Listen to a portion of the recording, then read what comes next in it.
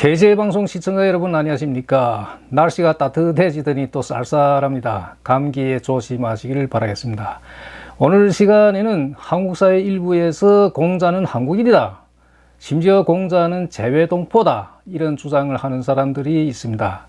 재외동포라는 개념은 한국 국적이었다가 해외에 나가 사는 사람을 이제 재외동포라고 그러는데, 그러면 공자가 과거에 한국 국적이었던 얘기가 되는데, 이것은 저는 미친 소리라고 봅니다. 과연 공자는 한국인일까? 한국의 재외동포일까? 저는 아니라고 보는 거죠. 우선 그 공자의 생애부터 살펴보도록 하겠습니다. 공자란 자는 이름이 아닙니다. 공자가 이름이 아닙니다. 공자의 자는 성인에 대한 존칭입니다. 이제 그 노자, 묵자, 장자, 맹자 등등의 이런 성인에 대한 존칭으로서 이제 자를 붙이는 겁니다. 그 공자의 이름은 공구예요. 구. 이 구는 언덕이라는 뜻인데, 공자의 생김새가, 이 공자의 이마가 이제 그 언덕처럼 생겼다 해서 이름을 공구라고 지었습니다. 그리고 공부자라고도 하고, 이제 중리라고 하는데, 중리라는 것은 그 공자의 애칭입니다. 이 중리라는 것은. 그럼 이 중리라는 무슨 뜻이냐? 이제 과거의 전통사회에서 중국 사람들이 이제 아들들이 태어나면 장남, 뭐 차남, 삼남, 사남 이렇게 태어나면 하나의 기호로서 이제 부르는데, 마지는 백이라 하고, 그 다음에 둘째는 중, 셋째는 숙, 넷째는 개, 이렇게 부릅니다. 그리고 이제 다섯째, 여섯째, 뭐 일곱째 이렇게 태어난 집이 있을 거고, 그러면 넷째 이후에 태어난 아이들한테는 뭐 유라고도 붙이기도 하고 치라고 붙이기도 합니다. 유와 치는 뭐 어리다 이런 뜻이 되겠죠. 공자는 그 천하가 혼란할 시기에 기원전 551년에 태어났다가 479년에 사망했습니다. 노나라 사람이고, 그 곡부에서 태어났는데, 실제로 그 곡부에서 조금 떨어진 그 장평향이라고 있고, 거기 주읍이라는 시골에서 태어났습니다. 공자의 그 출생 비밀이 좀 재밌습니다. 공자의 아버지가 그 70세 가까이 될 때 16세란 이제 그 안징제라는 여인을 만나서 불장난해서 태어난 아이가 공자입니다. 그러니까 공자는 아버지 엄마가 정식 혼인해서 생긴 것이 아니라 이제 그 사생아이겠죠. 예, 공자는 사생아다 이렇게 알면 되겠고, 그럼 공자가 왜 그렇게 뭐 유명하냐? 공자는 사상가이기도 하고 교육가이기도 합니다. 인류 역사를 통틀어, 중국뿐만 아니라 인류 역사를 통틀어 공자는 인류 역사상 첫 사교육 창시자입니다. 사교육 창시자. 교육을 이제 사교육과 공교육을 나누죠. 공자는 사교육 창시자다.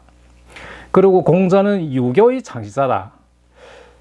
그 유교하면 중국의 그 전통 문화의 상징이 유교죠. 그런데 과거 조선조 500년에 이 한반도 조선조 500년 동안 유교 일변도였습니다. 뭐 불교를 비롯해서 다른 책들은 막 이렇게 태워버리고, 심지어 그 스님들은 이제 토성 안에 들어오지 못하게 하는 이제 뭐 계율도 이제 내리고, 토성 안이라는 거 이 서울로 들어오게 한다는 그런 뜻이었어요. 그래서 조선조 500년 동안은 기독교 신도들이 예수를 받들듯 이제 공자를 그렇게 신으로 받들었던 거죠. 그럼 한국 사람들은 이렇게 그 공자에 그 집착하는 이유가, 과거에 그렇게 공자를 받들었기 때문에 여기에 집착하는 겁니다. 저는 그 한중일 삼국이 그 유교와 한문을 공통분모로 하는 한자 문호권이다 이렇게 표현하는데, 이건 저희 표현 아니라 학술적으로 인정된 것인데, 저는 이 유교를 어떻게 보냐, 한중일 삼국 유교를 일본에서 유교를 받아들였지만 일본에는 피부까지만 스며들었다. 중국은 근육까지 유교가 스며들었다. 조선은 중국의 본산지에 비해 더 유교적이고, 조선은 뼛속까지 유교가 스며들었다. 저는 그래서 일본은 피부 유교, 중국은 근육유교, 조선은 뼛속유교 이렇게 표현합니다. 그래서 그 조선시대에는 공자를 받들다 못해 중국 명나라를 이제 대중화라고 조선을 소중화라고 이렇게 표현까지 했습니다. 그럼 공자를 한국인이라고 주장하는 근거는 무엇일까요? 자, 공자는 그 조상이 송나라 출신입니다. 송나라도 그 주나라 때 하나의 제후국이었는데 공자 가문은 그 송나라 공족 출신이었다고 합니다. 공족이라는 것은 이제 그 왕족 출신이라는 뜻인데 중조부 때 이제 몰락해가지고 송나라에서 살지 않고 노나라로 이사 왔습니다. 그래서 공자는 노나라 사람이다 이렇게 표현합니다. 그럼 송나라는 어떻게 생겨난 것이냐? 은나라에서 이제 그 봉토를 하사받아서 세워진 나라입니다. 그럼 은나라라는 건 뭐냐? 주나라 전에 은나라라고 있었는데 은나라는 동이족이 지배했습니다. 동이족이 지배한 나라다. 자, 한민족은 이제 동이족이 후예다. 맞습니다. 맞는 얘기예요. 공자 그 가문도 이제 동이족의 후예가 살고 있는 송나라 출신이니까 한국 사람들이 이 동이라는 고리로 가지고 이걸 끈으로 해서 공자를 한국 사람이다 이렇게 주장하는 겁니다. 저는 이 주장이 되게 황당무계하다고 생각합니다. 그 아리스토텔레스의 3단 논법이라는 게 있는데 마치 저 사람은 키가 작다, 일본 사람은 키가 작다, 그래서 저 사람은 일본 사람이다 뭐 이렇게 말하는 것과 거의 비슷한 맥락이라는 거죠. 그래서 그 동이족이라는 건 도대체 뭐냐? 동이족이라는 것은 한 개 민족을 지칭하는 게 아닙니다. 한 개 특정 민족을 지칭해 동이족이라 그러지 않습니다. 과거에 이제 그 한족들이 중원을 차지하고 이 중원 변두리에 동쪽은 동이라고 남쪽은 남만이라고 서쪽은 서용이라고 북쪽은 북적이라고 그랬어요. 그럼 이 이만융저기가 다 오랑캐라는 뜻이에요. 자, 그래서 여기 그 동이라는 것은 뭐 특정 민족이 아니라 그 방위적으로 위치 말하는 방위라는 위치. 근데 이 동이에는 수많은 민족이 살고 있었어요. 말갈, 뭐 거란, 예, 맥, 음루, 뭐 지금 말한 한, 그 다음에 퉁구스, 뭐 등등의 그 수많은 민족들이 헤아릴 수 없이 많은 민족들이 살고 있었습니다. 자, 구이란 말이 있는데 그 중국의 역사자의 후한서 그 동이선이라고 있습니다. 거기에 보면 구이가 이제 견이, 뭐 우이, 방이, 황이, 백이, 적이, 그 다음에 현이, 풍이, 양이 뭐 이렇게 있다고 그랬습니다. 그런데 일부에서는 이 구이라는 구가 뭐 9개를 뜻하는 것이 아니라 많다는 뜻이다. 그래서 이 동이라는 또 구이라는 이 구는 여기에는 많은 민족이 살고 있었다 이런 뜻이에요. 자, 그 논어 자한편에 무슨 구절이 있냐면 공자가 구이에 가서 살고 싶다는 말을 했다 이런 구절입니다. 그럼 한국 사람들도 이 구절을 가지고 뭐 공자는 또 무슨 한국인이다 뭐 등등 이렇게 뭐 주장하는데, 그다음 또 그 이라는 건 동이라는 이는 이제 그 활에다가 이 활이란 이 궁자지요. 이 여기다가 큰 대자를 얹은 것이 입니다. 그래서 뭐 한국 사람도 뭐라냐면 한국 사람도 뭐 활을 잘 쏜다. 예? 뭐 그래서 뭐 동이족이 어떻고 뭐 그래서 무슨 뭐 공자 무슨 한국 사람 뭐 어떻고 이렇게 자꾸 이렇게 억지로 연결시키는 거죠. 자, 그럼 그 공자는 그 송나라 사람이지만 그 옛날에 그 은나라 문화를 이제 좋아 안 합니다. 그래, 은나라 문화 대신에 주나라 문화를 숭상한 사람이에요. 공자는 우리가 과거에 그 뭐 극기봉리, 커지풀이라는 말을 이제 귀가 따갑도록 이제 들었죠. 이 극기봉리란 무슨 말이냐면 주나라가 이렇게 쭉 흘러오다가 천하가 혼란해집니다. 그 제후들이 막 반란 일으키게 해서. 그래서 공자는 사람들이 자기 주장하지 말고 자기를 좀 억제하고 주나라 질서를 회복해야 된다. 거기 돌아가야 된다. 그것이 극기봉입니다. 예, 그것이 극기봉이. 그래서 공자는 은나라 문화를 조안하고 주나라 문화를 좋아했다, 숭상했다. 자, 공자가 한국인이다, 무슨 공자는 재외동포다. 이 한국의 강당 학자들은 이런 이야기를 안 합니다. 강당 학자들은 이제 그런 뭐 역사적 근거가 없기 때문에 이런 이야기를 안 하는데, 재야학자들이 이런 이야기를 합니다. 뭐 공자는 뭐 한국인이다.